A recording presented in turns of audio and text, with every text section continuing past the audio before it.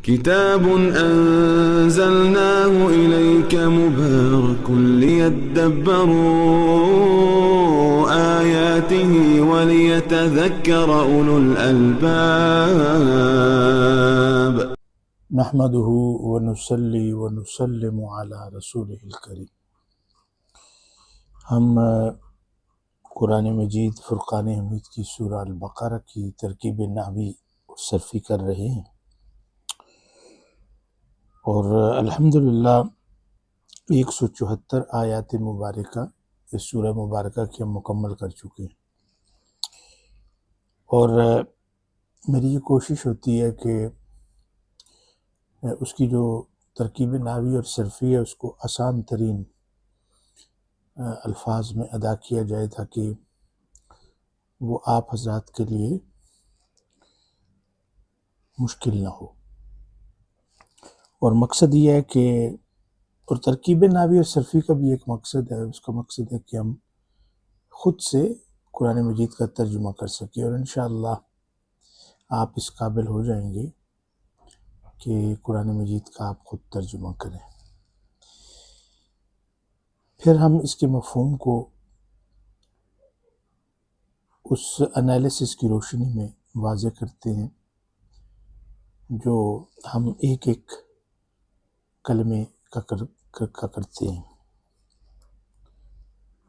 اور پھر اس کے بعد ہم جو مفہوم ہماری سمجھ میں آتا ہے وہ آپ حضرات کے سامنے بیان کر دیتے ہیں، لیکن اس میں کوشش یہ کی جاتی ہے کہ پورے اخلاص کے ساتھ، بغیر کسی تعصب کے یا کسی خاص عقیدے کے ساتھ وابستگی کے، قرآن کے جو حقائق ہیں اس کو سامنے لایا جائے، اور آپ اپنی روزمرہ کی مصروفیات میں کچھ وقت نکالا کریں، تو چونکہ یہ بھی عبادت ہے، دین کے لیے کام کرنا عبادت کے زمرے میں شامل ہوتا ہے، اور اس سے اللہ کی رضا حاصل ہوتی ہے، تو دنیا کے حصول میں تو ہم کوشش کرتے رہتے ہیں، لیکن آخرت کے لیے بھی ہمیں کچھ کرنا چاہیے۔ تو اس میں یہ ہے کہ آپ اس تھوڑے سے وقت کے لیے اہتمام کے ساتھ بیٹھا کریں، زیادہ بہتر ہے کہ قرآن مجید آپ کے ہاتھ میں ہو تاکہ زیادہ سمجھ میں آ سکے، اور قرآن کی اپنی جو برکات ہیں وہ بھی حاصل ہوں، اور پھر اس کو اپنے رشتہ داروں، دوستوں، اپنے بچوں، اپنے گھر والوں تک پہنچائیں۔ آج جو آیا مبارکہ ہمارے سامنے ہے اس کا نمبر 175 175، اور یہ آپ کے سامنے ہے۔ اولئک الذین اشتروا الضلالۃ بالہدی والعذاب بالمغفرۃ فما اصبرہم علی النار۔ اس کی ابتدا جو ہے وہ اولئک سے ہو رہی ہے، پہلے ہم اس کی ترکیب کرتے ہیں پھر اس کا ہم ترجمہ کریں گے تاکہ ترجمہ آسان ہو۔ تو اولئک آپ بہت دفعہ پڑھ چکے ہیں کہ یہ اس میں اشارہ ہے، جمع مذکر غائب کے لیے، جمع مؤنث غائب کے لیے ہم اس کو استعمال کرتے ہیں، اور ویسے تو اس میں اولائی ایک الگ کلمہ ہے، کا جو ہے یہ خطاب کے لیے الگ ہے، لیکن ہم آسانی کے لیے اس کو ایک ہی کو اس میں اشارہ کہہ دیتے ہیں، اور ہم کہتے ہیں کہ یہ مبنی ہے، اور اس کی آسان ترکیب تو یہ ہوگی کہ یہ مبنی ہے فتح پہ، لیکن اگر آپ اس کو الگ الگ کریں گے تو آپ کہیں گے اولائی، یہ دراصل اس میں اشارہ ہے، اور یہ مبنی ہے کسرہ پہ، اور کا جو ہے یہ خطاب کے لیے جو مبنی ہے فتح۔ الذین یہ اسم موصول ہے، اور پھر اولئکہ کی اپنی ایک پوزیشن ہے، اور وہ یہ ہے کہ یہ محلاً مرفوع ہے، یہاں پہ مبتدا واقع ہوا ہے۔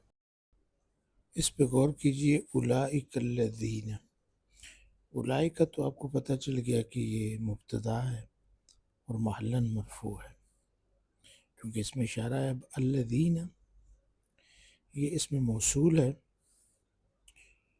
اور اس میں موصول بھی مبنی ہوتا ہے، فتح بھی مبنی ہے، اور محلاً مرفوع ہے چونکہ یہ اولئک کی خبر بن رہا ہے، تو یہاں پہ آپ نے دیکھا کہ یہ خبر ہے اور محلاً مرفوع ہے۔ اس کے بعد ہے اشتراؤ، تو یہ پہلے بھی آ چکا ہے، اشترا یشتری، اور یہ فعل ماضی ہے اور جمع مذکر غائب کا صیغہ ہے، اور اس کو ہم کہیں گے کہ یہ مبنی ہے۔ مبنی کس پہ ہے؟ الضمہ المقدرہ علی الالف المحذوفہ، اس میں جو الف محذوف ہے، را کے بعد الف مکسورہ ہے جو محذوف ہے، اس کے اوپر جو ضمہ تھا اس کے اوپر یہ فعل مبنی ہے۔ اور واؤ کے اوپر جو آپ کو پیش نظر آ رہا ہے تو یہ التقاء الساکنین کی وجہ سے ہے کہ دو ساکن آ گئے، بیچ میں حمزۃ الوصل ہے، اور حمزۃ الوصل کے بعد الضلالہ، تو اس نے لام کے ساتھ ملنا تھا واؤ نے، تو چونکہ بیچ میں سے حمزۃ الوصل نے گر جانا تھا، دونوں ساکن تھے نا، تو پھر واؤ کے اوپر آپ نے پیش ڈالی تاکہ وہ اس کے ساتھ مل جائے، تو آپ نے کہا وہ ضلالت۔ چھوٹے چھوٹے دو الف نظر آ رہے ہیں، ایک الف تو الف الفارقہ ہے جو واؤ کے ساتھ ہے، اور ایک جو اگلا الف ہے وہ الدلالہ کا الف ہے، دلالہ۔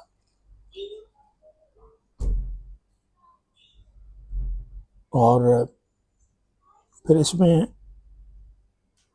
یہ فعل اور فاعل کے ساتھ پورا ایک جملہ بن گیا نا، اشترو، تو یہ جب یہ پورا جملہ بنا تو اس کو ہم کہیں گے کہ یہ صلۃ الموصول ہے، جملہ فعلیہ ہے، صلۃ الموصول یعنی الذین کا صلہ ہے۔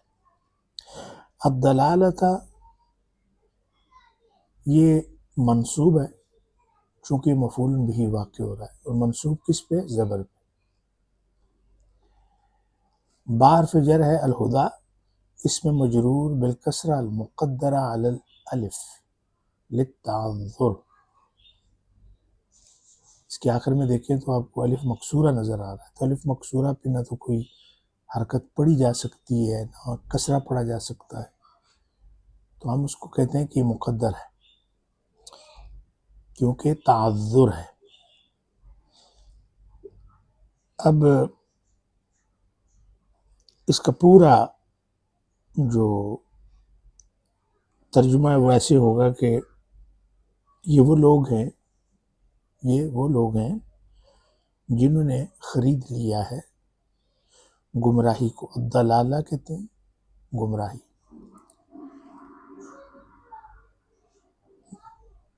گمراہی کو خرید لیا ہے کس کے بدلے میں؟ یہ با جو ہے بدلے کے لیے، ہدایت کے بدلے میں، یعنی ہدایت لے کر انہوں نے اس کی جگہ پہ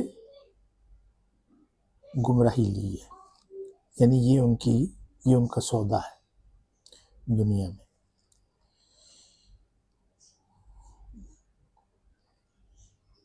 واو عطف کی ہے، العذاب یہ معطوف ہے کس پہ؟ تو یہ جو معطوف ہوتا ہے یہ بھی توابع میں ہے، تو میں نے کہا تھا نا 4 توابع ہیں، 2 تو پہلے بیان کیے ہیں، نعت اور منعوت یعنی صفت اور موصوف، بدل اور مبدل منہ، اور تیسرا بھی یہ معطوف ہے، معطوف اور معطوف علیہ۔ تو یہ العذاب کس پہ معطوف ہے؟ یہ الدلالہ پہ معطوف ہے، تو جو دلالہ کے اعراب ہوں گے وہی عذاب کے ہیں، اس لیے یہاں پہ آپ کو منصوب نظر آ رہا ہے بالفتحہ الظاہرہ۔ بحرف جر ہے المغفرہ، اس میں مجرور بالکسرہ الظاہرہ ہے، یعنی انہوں نے عذاب خریدا، پہلے کیا تھا؟ گمراہی خریدی کس کے بدلے میں؟ ہدایت کے بدلے میں، اور عذاب خرید لیا کس کے بدلے میں؟ مغفرت کے بدلے میں، یعنی جب ان کو آپشن دی گئی کہ آپ کو کیا چاہیے، آپ نے وہ نہیں ہے فہدینہم النجدین، ہم نے ان کو 2 راستے بتا دیے کہ اما شاکرن و اما کفورا، یا تو شکر کرو یا کفر کرو، تو یہ اختیار دیا گیا نا انسان کو، تو جب یہی آپشن ان کو دی گئی کہ بھئی گمراہی لینی ہے یا ہدایت لینی ہے، گمراہی لوگے تو اس کا نتیجہ عذاب ہے، ہدایت لوگے تو اس کا نتیجہ مغفرت، تو انہوں نے کس کو پکڑا؟ گمراہی کو. انہوں نے گمراہی کو لے لیا، ہدایت کو چھوڑ دیا، نتیجتاً ان کو عذاب ملے گا، ان کے لیے مغفرت نہیں ہے. فما اصبرہم علی النار.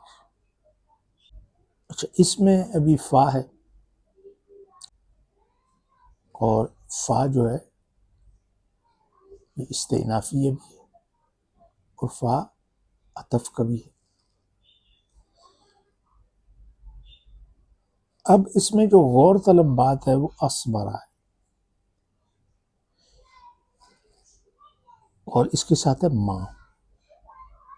اب نحوی اس کے اوپر اختلاف کرتے ہیں. کچھ کہتے ہیں کہ یہ ماں جو ہے یہ استفہامیہ ہے، یعنی جو سوال کے اندر استعمال ہوتا ہے، اور کچھ کہتے ہیں کہ یہ تعجب کے لیے استعمال ہوا ہے ماں.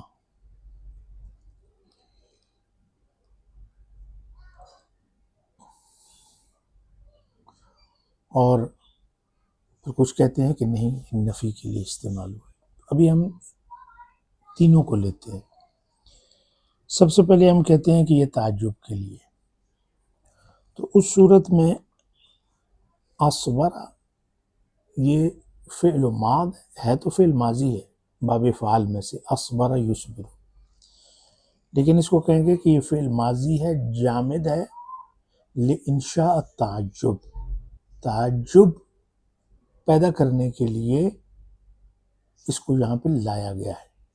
وہ جو معروف ماضی کے معنی ہوتے ہیں ان معنوں میں نہیں، بلکہ تعجب پیدا کرنے کے لیے.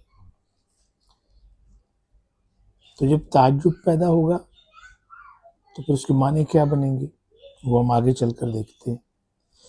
اور ہم جو ہے یہ ضمیر متصل ہے، مبنی اور محلاً منصوب ہے، چونکہ یہ اصبر کا مفعول بھی ہے. اعلیٰ حرف جر ہے، اور النار اس میں مجرور بے کسرہ الظاہرہ ہے. اب اس میں تعجب کے معنی ہم نے پیدا کرنے ہیں، تو کیسے ہوں گے؟ مثلا ہم اس کا ترجمہ یہ کریں گے، کیا زبردست ہے ان کا صبر آگ کو برداشت کرنے میں. یعنی یہ ایک اس کے اندر وہ طنز بھی ہے کہ کیا کمال کا ان کا صبر ہے آگ کو برداشت کرنے میں، کہ ان کے سامنے ہدایت بھی رکھی گئی، گمراہی بھی رکھی گئی، اور سب کچھ جانتے بوجھتے انہوں نے گمراہی کو اختیار کیا، اور وہ جانتے ہیں کہ یہ گمراہی اس کا نتیجہ آگ ہے، دوزخ ہے، ان کا ٹھکانہ دوزخ میں ہے. تو یہاں پہ تعجب کا اظہار ہے کہ کیا زبردست ہے ان کا صبر، کیا ان کی برداشت ہے آگ کے بارے میں. اب اگر اس کو آپ استفہامیہ کہیں ماں کو، تو اس کا پھر معنی کیا ہوں گے؟ اس کے معنی ہوں گے کہ وہ کون سی چیز ہے کہ جس نے ان کے اندر دوزخ کی آگ کی برداشت پیدا کی. وہ کون سی چیز ہے کہ جس نے انہیں آگ پر صبر کرنے پر مجبور کیا. یہاں پہ یہ استفہامیہ ہے. اور تیسرا ہے نفی کا، جیسے ہم فعل ماضی کے ساتھ لگاتے ہیں. تو اس صورت میں دیکھیں اصبرہ ہے نا، تو اس کے ساتھ حمزہ لگی ہوئی ہے باب فعال کی. تو فما اصبرہ، یعنی پھر اس میں اصبرہ میں ایک فاعل پوشیدہ ہے، ایک ضمیر پوشیدہ ہے، اور وہ ہے ہوا، اور وہ اللہ کی طرف ہے، کہ اللہ نے تو ان کے اندر آگ کی برداشت پیدا ہی نہیں کی. یہاں پہ نفی ہے کہ اللہ نے ان میں آگ پر صبر کرنا سکھایا ہی نہیں، ان کے اندر صبر ڈالا ہی نہیں. تو یہ آپ کو پتہ چل گیا ہوگا کہ دیکھیں نحو میں جب ہم جاتے ہیں تو پھر ہم اس کے مفہوم کی طرف ہم پہنچنا جو ہے وہ آسان ہو جاتا ہے. تو یہ ہے مبارکہ تھی 175۔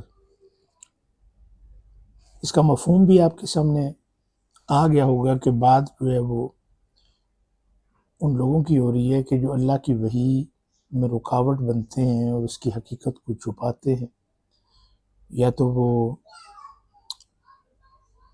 مکمل طور پر اس کی معلومات دوسروں تک جانے نہیں دیتے، اور اگر معلومات پہنچاتے بھی ہیں تو ان کو اس طرح انٹرپریٹ کرتے ہیں، اس کی تعویل، اس کی تفسیر ایسے کرتے ہیں کہ جس سے ان کا کوئی دنیاوی مفاد اس کی خدمت ہوتی ہے، دنیا کے مفاد کے لیے، مال کے لیے، مال کی لالچ میں، پیسوں کی لالچ میں پھر وہ اللہ کی وحی کو بیچتے۔ تو یہ جو لوگ ہیں اس کے بارے میں اللہ نے لا تعلق کا تو اظہار کر دیا، لیکن ان کی پھر صفات جو ہے، ان کی ایک نفسیاتی حالت جو اس کی طرف اشارہ کیا کہ دراصل یہ ان کا اپنا قصور ہے کہ ان کے آگے ہم نے دو راستے رکھے، ایک گمراہی کا رستہ تھا، ایک ہدایت کا رستہ تھا، لیکن انہوں نے خود اختیار کی۔ مطلب یہ ہے کہ یہ کوئی اجباری نہیں، کوئی جبر نہیں ہے، ان لوگوں پہ کوئی جبر نہیں ہے، بلکہ یہ اپنی مرضی سے گمراہی کو اختیار کیے ہوئے ہیں۔ تو پھر اس کا نتیجہ عذاب ہی ہے، اور پھر تعجب کا اظہار ہے کہ بھئی یہ عجیب بات ہے کہ یہ کون سی شے ہے کہ جو ان کو اس آگ کی طرف لے کر جا رہی ہے اور اتنی ان کے اندر برداشت پیدا کر رہی ہے۔ اگلی آیہ مبارکہ ہے 176۔ ذَلِکَ بِأَنَّ اللَّهَ نَزَّلَ الْكِتَابَ بِالْحَقِّ۔ یہ جو ذالکہ ہے نا، یہ عربی زبان کا یہ ایک اسلوب ہے کہ اس کو جب کوئی بات پہلے کی جا رہی ہو، اس کو بیان کیا جا چکا ہو، تو اس پر ایک حجت قائم کرنے کے لیے اس لفظ کو لایا جاتا ہے کہ یہ جو سارے معاملات ہیں کہ ان کا گمراہی کو اختیار کرنا اور پھر ہدایت کے رستے کو چھوڑنا اور پھر اپنی پیٹ میں آگ کا بھرنا اور اللہ کی وحی کو تھوڑے دام میں بیچنا اور پھر عذاب کا موجب بننا، یہ اس لیے ہے کہ یہ ذالکہ اس کی طرف اشارہ ہے، یہ ساری باتیں اس لیے ہیں کہ اللہ نے کتاب کو حق کے ساتھ، سچ کے ساتھ نازل کیا ہے، کہ جو اللہ کی کتاب میں بات آئی ہے وہ سچی ہے، کہ جو گمراہی کا رستہ اختیار کرے گا اس کا نتیجہ دوزخ ہے۔ اور یہ اس کتاب کی، اس وحی کی سچائی کی طرف اشارہ ہے، یہ جتنی بھی باتیں یہاں پہ بیان کی ہیں۔ ناوی لحاظ سے دیکھیں تو ذالکہ کو چونکہ اس میں اشارہ ہے تو اس کو معلن مرفوع کہیں گے اگر ہم اس کو مبتدا مانتے ہیں، اور پھر ہم کہیں گے کہ اس کی جو خبر ہے وہ محذوف ہے، جیسے ذالکہ امر اللہ، کہ یہ جو ہے یہ اللہ کا معاملہ ہے، یہ جتنی بھی باتیں بیان ہوئی ہیں یہ ایک امر ہے، اللہ کا امر ہے، تو پھر اس کو آپ خبر بھی کہہ سکتے ہیں، اور پھر آپ کہیں گے کہ اس کا جو مبتدا ہے وہ محذوف ہے۔ با حرف جر ہے، انا یہ حرف نصب اور توکید ہے، انا حرف مشبہ بالفعل بھی اس کو کہتے ہیں، حرف نصب اور حرف توکید بھی کہتے ہیں، اور اللہ یہ اسم جلالہ ہے، لفظ جلالہ ہے اور منصوب ہے، آ کے اوپر آپ کو زبر نظر آ رہی ہے، کیوں؟ اس لیے کہ یہ انا کا اسم ہے، اور انا کا اسم منصوب ہوتا ہے۔ نزلہ، نزلہ ینزل تنزیل، یہ باب تفعیل سے ہے، اور اس کا جو اسم فاعل ہے وہ منزل ہے، اور اس کا جو اسم مفعول ہے وہ منزل ہے۔ یہ فعل ماض مبنی علی الفتح، لام کے اوپر زبر ہے۔ الکتابہ یہ منصوب ہے بالفتحہ الظاہرہ چونکہ یہ مفعول بھی ہے۔ بالحق بحرف جر الحق اس میں مجرور بالکسرہ ظاہرہ. تو یہ سب کچھ اس لیے ہے کہ اللہ نے کتاب کو حق کے ساتھ، سچ کے ساتھ نازل کیا ہے. وَإِنَّ الَّذِينَ اخْتَلَفُوا، واو عطف کی ہے، انا پھر حرف توکید و نصب ہے، حرف مشبہ بالفعل بھی کہتے ہیں. الذین اس میں موصول ہے، مبنی ہے، اور محلاً منصوب ہے چونکہ یہ انا کا اسم ہے. اختلف، اختلف یختلف اختلاف، یہ باب افتعال ہے. ثلاثی مجرد خلف ہے، جب باب افتعال میں جاتا ہے تو اختلف ہے، اور اس کا جو مصدر بنتا ہے وہ اختلاف، اور اس کا جو اسم فاعل ہے وہ ہے مختلف. تو یہ فعل ماض مبنی علی الضمہ، فا کے اوپر پیش ہے. واو ضمیر متصل ہے، مبنی اور محلاً مرفوع ہے فاعل، اور الف ہے الف الفارقہ. تو اختلاف کیا ہوا؟ انہوں نے اختلاف کیا. وَإِنَّ الَّذِينَ اخْتَلَفُوا، اور بے شک وہ لوگ جنہوں نے اختلاف کیا. فی حرف جر الکتاب اس میں مجرور بالکسرہ ظاہرہ. فی الکتاب یعنی جو اللہ کی وحی ہے، جو قرآن ہے یا انجیل ہے یا تورات ہے، تو اس میں جن لوگوں نے اختلاف کیا، یعنی اپنی اپنی باتیں کی، جو ان کے دماغ میں ذہن میں بات آئی اور جو ان کے مفاد میں تھی کہ جس سے ان کو دنیا ملتی تھی، تو وہ اس کا پرچار کرتے تھے. تو یوں اختلاف پیدا ہوتا چلا گیا. تو وہ لوگ کہ جنہوں نے اس کتاب میں اختلاف کیا، نئی نئی باتیں گھڑی، یہ معنی بھی اس کا ہو سکتا ہے. لفی شقاق بعید، یہ لام جو ہے اس کو لام المزاحلقہ کہتے ہیں، اور آپ کو پتہ ہے کہ یہ لام الابتدا ہی کی ایک شکل ہے. لام الابتدا تو ابتدا میں ہوتا ہے، مبتدا پہ واقع ہوتا ہے، معنی اس کے بھی تاکید کے ہوتے ہیں، اس کے بھی ہیں. لیکن جب انا آتا ہے نا تو پھر یہ مبتدا سے خبر پہ آ جاتا ہے، اس لیے اس کو کہتے ہیں لام المزاحلقہ. فی حرف جر ہے، شقاق اس میں مجرور بالکسرہ ظاہرہ ہے. شقاق موصوف ہے، بعید اس کی صفت ہے، اور موصوف اور صفت کا اعراب ایک ہی ہے. فی شقاق بعید شبہ جملہ ہے، خبر ہے انا کی، محلاً مرفوع. تو بے شک وہ لوگ کہ جنہوں نے اللہ کی کتاب میں، وحی میں، قرآن میں اختلاف کیا، جھگڑا کیا، وہ شقاق میں ہیں. شقاق کس کو کہتے ہیں؟ شقاق گمراہی کو کہتے ہیں، شقاق عداوت اور دشمنی کو کہتے ہیں، اور بعید یعنی بہت دور کی دشمنی، بہت دور کی گمراہی کے اندر وہ ہے. یعنی ایک ایسی دشمنی، ایک ایسی گمراہی جو ان کو صراط مستقیم سے ہٹا کر بہت دور لے گئی ہے.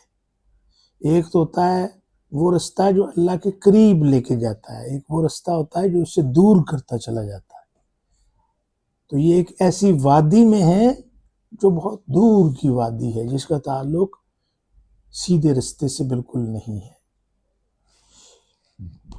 اور جس پر چل کر اور جس میں رہ کر اس بات کا امکان باقی نہیں رہتا کہ انسان اللہ کا قرب حاصل کر سکتا ہے، بلکہ یہ یقین پیدا ہو جاتا ہے کہ وہ اب اللہ سے دور ہی رہے گا.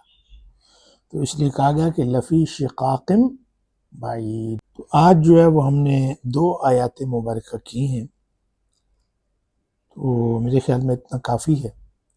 تو کل انشاءاللہ اگلی آیات مبارکہ لے کر ہم حاضر ہوں گے، اور اس کا ترجمہ بھی آپ کو پتہ چل گیا، اور اس کا جو مفہوم تھا وہ بھی واضح ہو گیا. تو اللہ کی بارگاہ میں یہ دعا ہے کہ اللہ ہمیں سچائی کے رستے پہ رکھے، ہدایت کے رستے پہ رکھے، اپنے قرب کے رستے پہ رکھے. وما علینا الا البلاغ.